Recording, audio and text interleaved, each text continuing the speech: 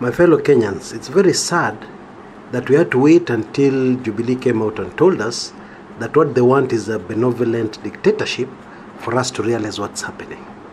Okay? Now, by the way, that big word means a kind dictatorship, yeah? Now, I don't even want to start discussing how kind the Jubilee dictatorship is, eh? That's a story for another day. I don't even want to discuss that, yeah?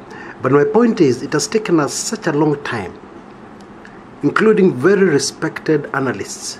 Yeah, I'm talking about the neutral ones. I'm not talking about the ones who have taken blood oaths, eh? It has taken them such a long time to realize what is happening. Well, I have news for them, a heads up, okay? Now, the next part of the plan, okay, after Jubilee come back to power, okay, the next part of the plan is that President Uhuru Kenyatta's term is going to be extended, okay? You know, constitutionally, currently, a president can only serve 2 terms, okay? Isn't that what our constitution says? But then, as has been proven very clearly by Jubilee, the constitution means 0, okay? Because Jubilee legislators have just gone into parliament and they have torn the constitution into shreds, yeah? No transmission of results. Any commissioner can declare the results. They have just messed around, rearranged the whole constitution, okay? Well, it hasn't passed yet, but I'm just telling you what they're already doing, okay? So do you think it's such a big deal to increase the presidential term from a 2-year term to special circumstances where a president can rule for 4, 5 terms or forever? Now, I know some of you listen to this might say, hey, Chris, Kumekucha sana, that's impossible, they can't do that. Well, wake up, too. Because if I told you just last week, if I told you last week that Jubilee Inner Circle believes in a benevolent dictatorship, so what would you have said to me? I think you'd have said to me something to the effect, Chris, you have lost it. Eh? What are you smoking, Chris? What are you drinking? Well, I'm not smoking anything, and I'm not drinking anything, and I'm telling you President Uhuru Kenyatta's term is going to be extended. Okay? Now, we've already gotten a few clues from the Jubilee side. Yeah, if I can share just 1 or 2 with you. In one of the responses Jubilee gave recently, they said something to the effect, opposition, be careful, yeah? Because Uhuru is not Kibaki. Remember that comment? Uhuru is not Kibaki, and Uhuru is young. What do they mean by that? How does age come in when somebody, even if they win the election, is supposed just has another 5 years finished? What did they really mean? Yeah, now start thinking about it a bit deeper. Now, I just have a very short message for all people who support the Jubilee Party. Just remember one thing, that whatever you do, do something that will stand the test of time, okay? Because you're responsible for the country you leave behind for your children.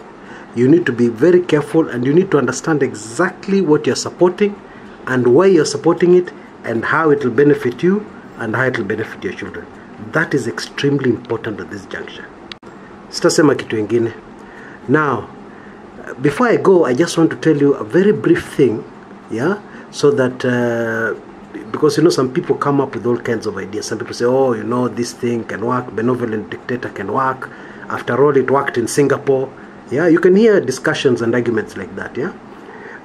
Indeed, the idea of a benevolent dictator is not new. A kind-hearted, good dictator who only wants good for the country, etc., etc. That idea is not new, yeah? And let me give you the most classic and best example of a good dictator. At least that's how it started, yeah?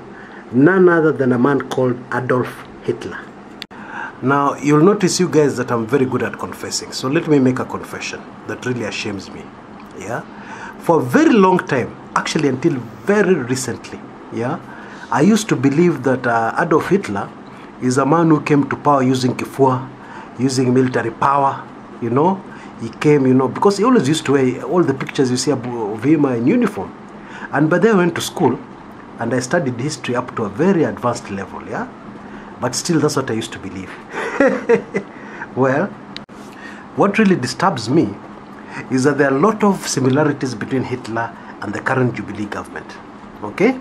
Now, number one, Hitler came into power through the ballot, not through the bullet. He was elected. Okay? Number two, Hitler had a very effective propaganda arm. Yes, in fact, he used all through his political career, he used propaganda to climb up the ladder. Okay? And so far, you can already see the similarities. Number three, Hitler built his popularity, by creating an enemy. Very effective propaganda. You know, it's us against them. So therefore, support me because those people on the other side will finish you. You know, that kind of thing. And I know most of you have already guessed the enemy created. It was the Jews.